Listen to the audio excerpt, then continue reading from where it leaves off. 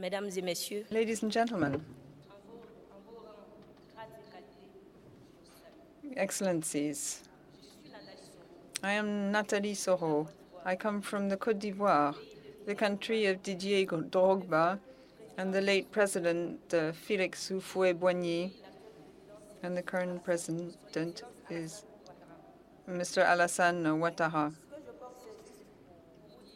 What I wanted to do was explain where I come from, but today it is with the colors of youth from around the world that I am addressing you. I would like to thank Peace and Sport for this opportunity to enable young people to raise their voice at this forum, which is so symbolical for us, given its quality and its content. When one is young, one has life ahead of oneself. And if you have your whole life ahead of you, one can have high hopes. This is why we young people, we love this time, this era, particularly as we are called upon to play a decisive role. We wish to embody on the international scene what sports can accomplish if it is placed at the service of peace. For us, peace is linked to the employability of young people, their access to social services, to quality education, gender equality, and participation in the process of democratization of society.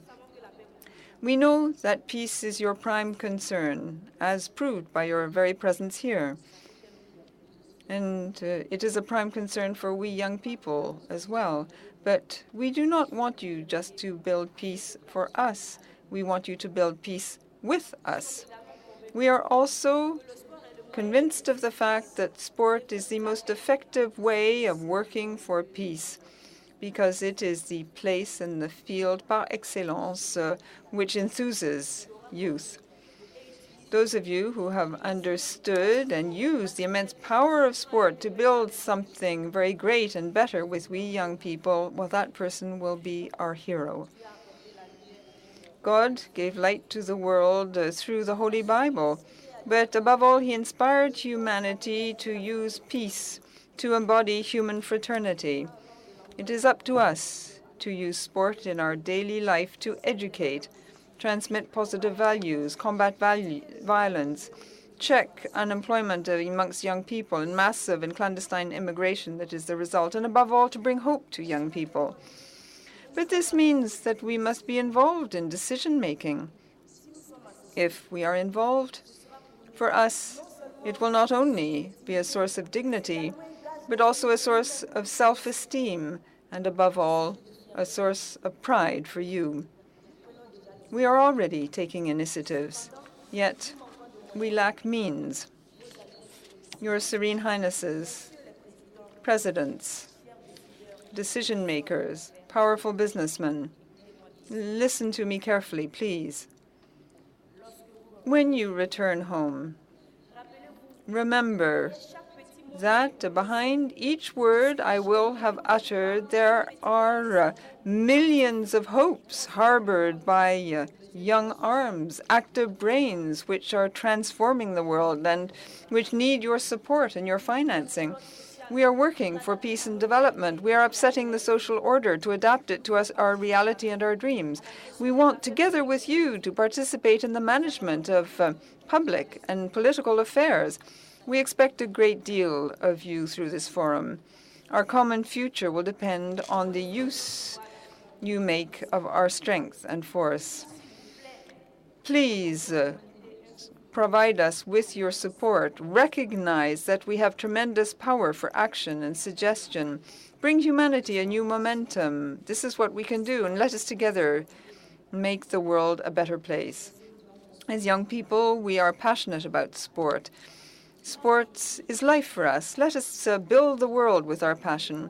Where I live, there are many young people who are vulnerable because of war, that is, in Africa, but of all in the countries that belong to the Mano River Union. 3 of these neighboring countries have experienced war, with the exception of Ghana. I'm referring to Côte d'Ivoire, Liberia, and Sierra Leone.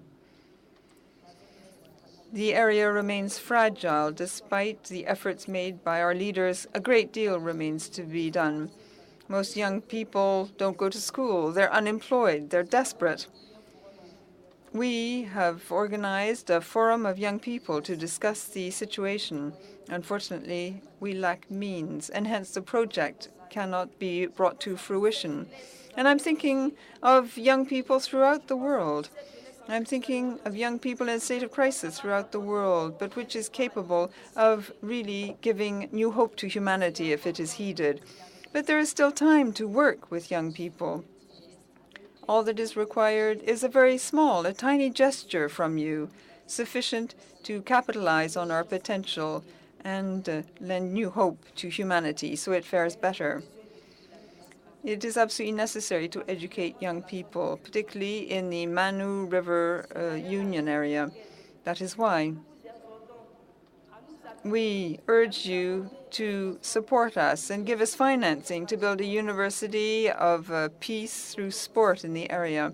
Thus, we can help to rebuild peace, mend broken souls, and reintegrate young people in social life. We firmly believe that sport can help to build peace in the area. But who, better than us, can convince our comrades that sport can help them to rebuild a personal balance, to find landmarks in life and become integrated in society? Last week, we met in Paris for the UNESCO Forum of Young People, and I will have an opportunity to present the conclusions of the forum on Friday. At the forum, I saw many committed young people with innovative ideas and a strong desire to help to transform the world. Unfortunately, as I said, currently, in this global village with the Internet, we have more possibilities to influence the world than you ever had at the time. And young people deserve to be heeded.